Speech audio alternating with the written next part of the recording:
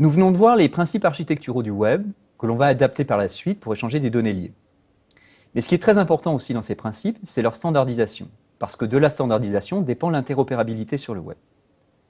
Si on revient au début de l'histoire du web et qu'on regarde sur cette courbe l'évolution du nombre de serveurs web, vous voyez que dès le départ, puisque cette courbe est sur une échelle logarithmique, le nombre de serveurs web et de contenus va exploser très rapidement.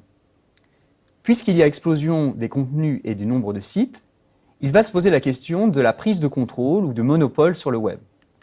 Notamment, on va rentrer dans une période de l'histoire du web que l'on appelle la guerre des navigateurs. Alors, vous savez tous que nous avons plein de navigateurs pour accéder au web actuellement. Mais, dès le début, dans les années 90, il y avait jusqu'à 12 navigateurs.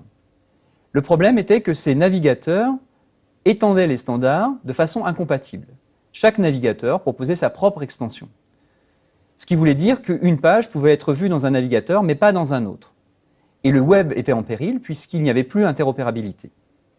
Pour répondre à ce problème, on a créé le W3C, le World Wide Web Consortium, initialement avec 3 hôtes, le MIT aux États-Unis, Keio University au Japon et INRIA en France.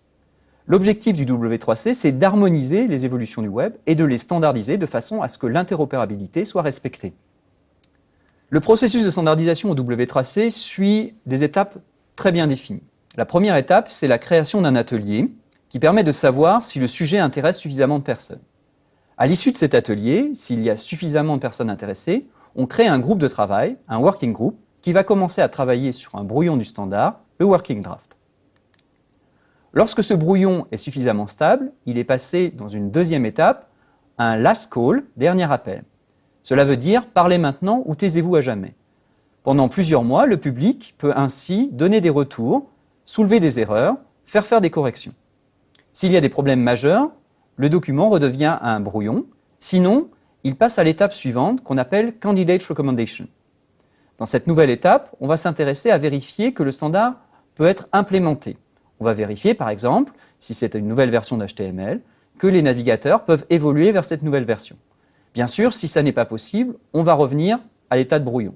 Sinon, on passe à l'étape suivante, qui est la Proposed Recommendation, une proposition de recommandation. Cette fois-ci, le standard arrive sur le bureau du directeur du W3C et d'un groupe particulier au W3C qu'on appelle le TAG, Technical Architecture Group, qui va vérifier notamment que ce standard est compatible avec les autres standards, car il s'agit bien sûr de faire en sorte que l'architecture du web reste unifiée.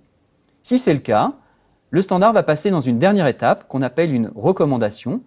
La recommandation est le vocabulaire utilisé au W3C pour parler d'un standard. Attention, il y a un certain nombre d'autres documents au W3C qui ne sont pas des standards. Les notes de groupe, les member submissions, soumission des membres, ou les rapports ne sont pas des documents qui ont fait l'objet d'un consensus. Et par conséquent, ils ne sont pas des standards. Sur cette capture de 2008, vous voyez l'ensemble des activités qui étaient déjà en place à l'époque. Vous pouvez voir déjà qu'il y a des actions de standardisation pour les aspects application web, pour les aspects web mobile, pour les aspects voice, sécurité, web sémantique ou web service. Et dans chacune de ces activités, vous allez trouver des standards qui nous permettent d'échanger de nouvelles représentations sur le web, c'est-à-dire des représentations qui ne font pas forcément appel à HTML, des descriptions de services, des données liées, etc.